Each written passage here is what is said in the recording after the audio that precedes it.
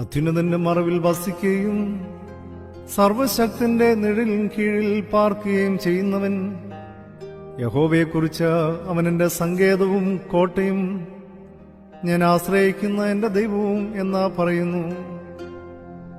അവൻ നിന്നെ വേട്ടക്കാരന്റെ കണിയിൽ നിന്നും നാശകരമായ മഹാമാരിയിൽ നിന്നും വിടുവിക്കും. അവൻ തന്റെ തൂവലുകൾ കൊണ്ട് നിന്നെ മറയ്ക്കും.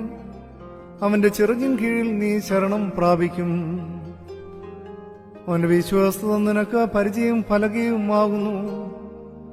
രാത്രിയിലെ ഭയത്തെയും പകൽ പറക്കുന്ന അസ്ത്രത്തെയും ഇരുട്ടിൽ സഞ്ചരിക്കുന്ന മഹാമാരിയെയും ഉച്ചയ്ക്ക് നശിപ്പിക്കുന്ന സംഹാരത്തെ നിനക്ക് പേടിപ്പാനില്ല.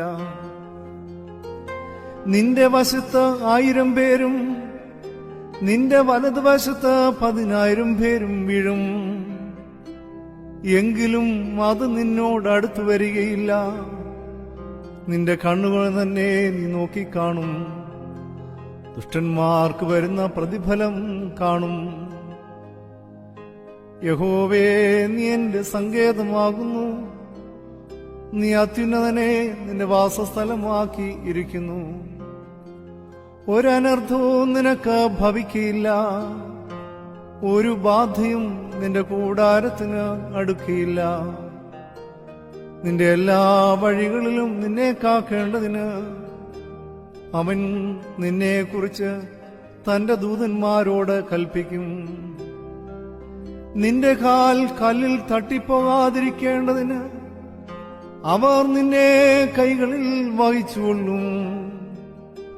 സിംഹത്തിന്മേലും അണനിമേലും നീ ചവിട്ടും. ബാലസിംഹത്തെയും പെരുമ്പാമ്പിനെയും നീ മെതിച്ചു കളയും. അവൻ എന്നോട് പറ്റിയിരിക്കിയാൽ ഞാൻ അവനെ വിടുവിക്കും. അവൻ എന്റെ നാമത്തെ അറിയിയാൽ ഞാൻ അവനെ ഉയർത്തും. അവൻ എന്നെ വിളിച്ചപേക്ഷിക്കും, ഞാൻ അവന് ഉത്തരമരുളും. കഷ്ടകാലത്ത് ഞാൻ അവനോടുകൂടെയിരിക്കും. ഞാൻ അവനെ വിടുവിച്ച് മഹത്വപ്പെടുത്തും.